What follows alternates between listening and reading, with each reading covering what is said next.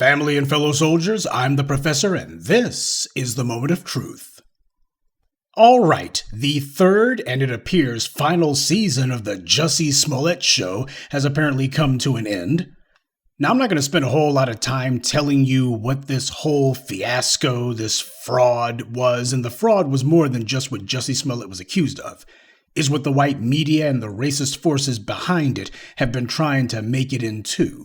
This whole Smollett saga was a nothing burger. It was absolutely empty, nothing to it. It's not important at all, any more than the second trial of O.J. Simpson out in Las Vegas was. The white supremacists, on the other hand, they need for you to think that it was, because they're trying to tell you, see, we handed you guys an L, when they didn't. This entire thing was nothing but a white media invention. They were the ones who decided that they want to try to make a big deal out of it. Jussie Smollett is not somebody who the black community holds up on a pedestal. We didn't even know who the hell this guy was before 3 years ago. This was not somebody who black people were holding up as a man who had been done wrong by the powers that be. In fact, the only reason that anybody felt it was even noteworthy to talk about it is because everyone recognized it for exactly what it was. This was a racial railroading being carried out by the white supremacists in the Chicago PD, and everybody recognized that. They were taking something that was completely and thoroughly inconsequential, and they were trying to use Jussie Smollett as a proxy for the black community. They were holding him up as a whipping boy and saying, we're going to make a big deal out of this because we need a win. And yeah, we know it's nothing, but we're going to pretend like it is. See how we can make something out of nothing. Now, why was the Chicago PD in particular all hot and bothered about going after Jussie Smollett? Yeah, they desperately needed a win, we understand that one, but I need to go over some of the details with you because I know the memories are short. Now, I explained to you how the Chicago PD originally tried to charge Smollett with 16 counts of filing a false report. 16 counts? He only filed one allegedly false report. So where'd the number 16 come from? Obviously, it was excessive and made up, but why that in particular? It was because only a few months earlier, the murderer Jason Van Dyke, in addition to being convicted of second-degree murder, he was also, you'll recall, convicted of 16 counts of aggravated battery. 1 count for every bullet that he fired into LAQuan McDonald's corpse. See, the white supremacists are heavy into the use of numbers and dates. So for them, this was twisting the knife. And they let everyone know that that one got under their skin. The Chicago Police Union backed the murderer Van Dyke 1,000% all throughout the trial and even afterwards. They made it clear that they were going to do everything they could to protect this animal from going to prison. So when an almost all-white jury convicted Van Dyke, the Chicago PD were more than furious. That police union was determined to get revenge, but the problem was they didn't have anyone to go after. So they just made one up. When this Smollett incident occurred, the racists in the Chicago PD felt they had the right whipping boy. They had something they could blow completely out of proportion, and everybody would understand exactly what it was really about. And speaking of the murderer Van Dyke, because apparently Chicago takes filing a false police report dead seriously, you'll remember that Van Dyke also filed a number of false police reports, and he made a number of false statements.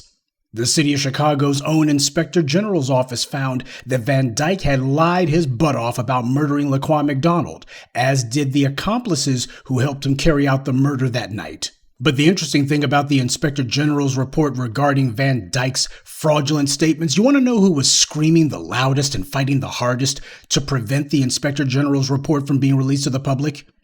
The Chicago Police Union. They were humiliated at how little power they turned out to have. See, as the designated underclass, we as black people, we take a large number of L's all the time, but that's how it's supposed to be. The society's engineered that way.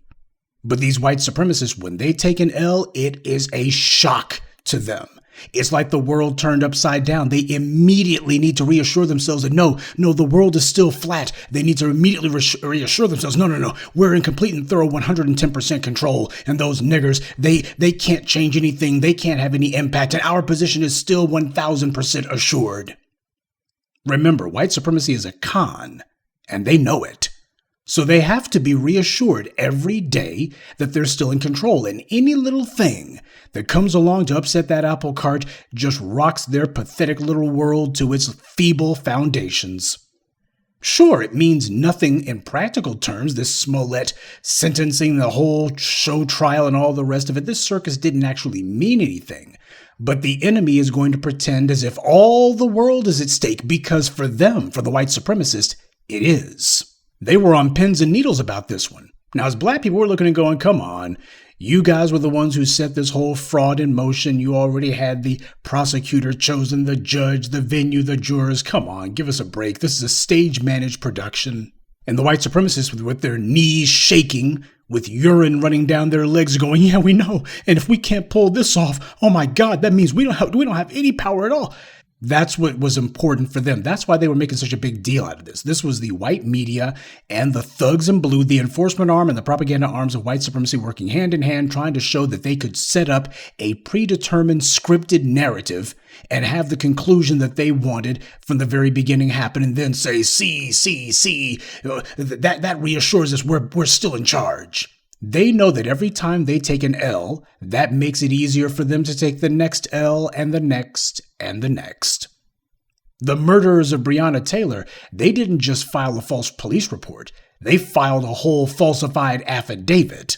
The affidavit that they used to get that no-knock warrant when they murdered Breonna Taylor, these police told all kinds of lies in Louisville to get that affidavit. They lied and claimed that they had talked to the local post office when they hadn't. They lied and claimed that the post office told them that there were suspicious packages being sent to Breonna Taylor's address when that was a lie. They said exactly the opposite. They said that there were no suspicious packages being sent to Breonna Taylor. And not only have they not been charged or prosecuted for their false report, for that false affidavit, which, by the way, you swear, you commit perjury when you file a false affidavit. You got to swear on that. So how important is it that somebody not perjure themselves? Well, apparently in Kentucky, it's not very important at all. See, they want to pick and choose when the law applies. That's what this is about. That's what's really at stake here.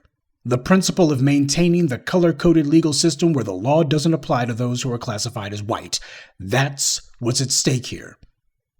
When Jason Van Dyke got convicted, they're looking and going, wait, that wasn't supposed to happen.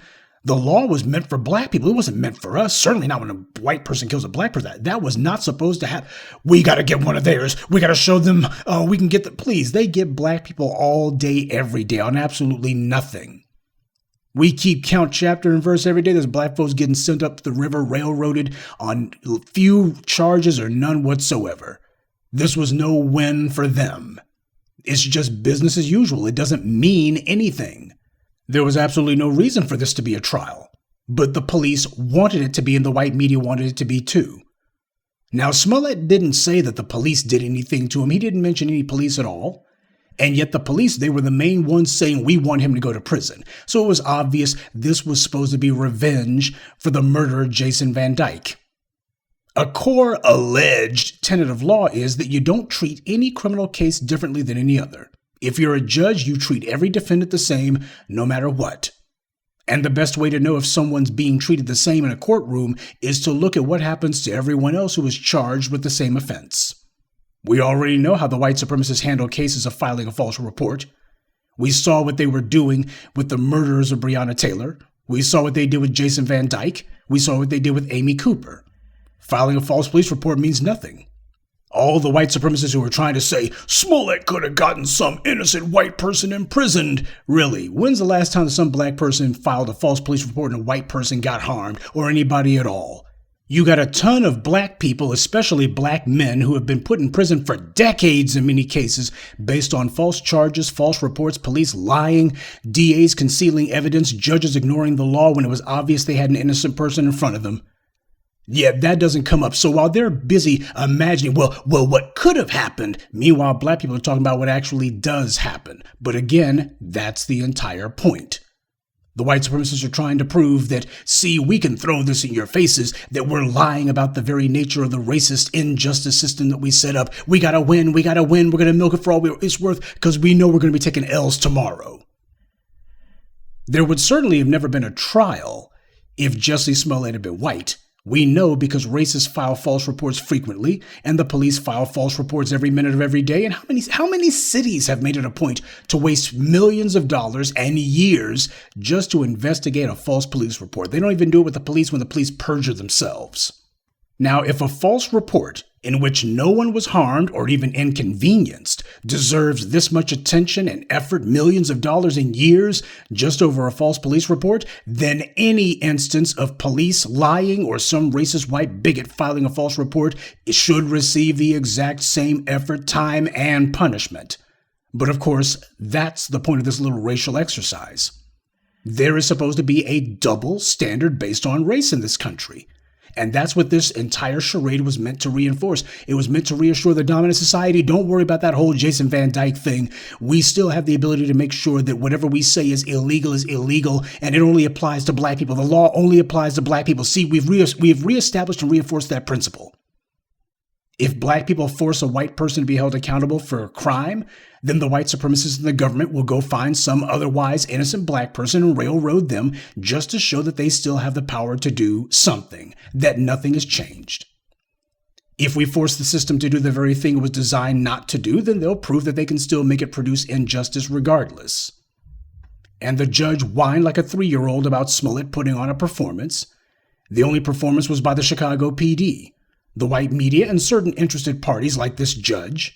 Like a TV show, they were able to pick the setting for this little drama, and they were able to cast the judge, cast the prosecutor. They were able to go ahead and cast Jussie Smollett as the bad guy. This was some racial judicial theater being put on for the benefit of all the racists out there who were furious that Jason Van Dyke went to prison. They looked at him and saw themselves because they should. They're no different and no better than he is. And a word about that judge, or should I say diva in a robe. Now you could tell this guy, this is the most attention he's ever gotten in his whole life.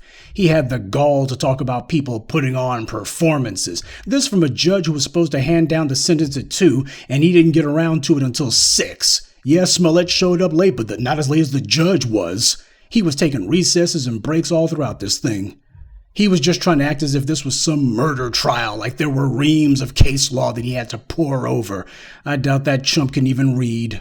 Clearly, this clown was auditioning for a job. You know, there's a lot of judges who are desperately trying to get themselves a TV show. So whenever they get a big case that lands in their lap that the media cameras are there for, they try to get as much attention as they can. They milk it for all it's not worth because they all think that they're going to be the next Judge Judy.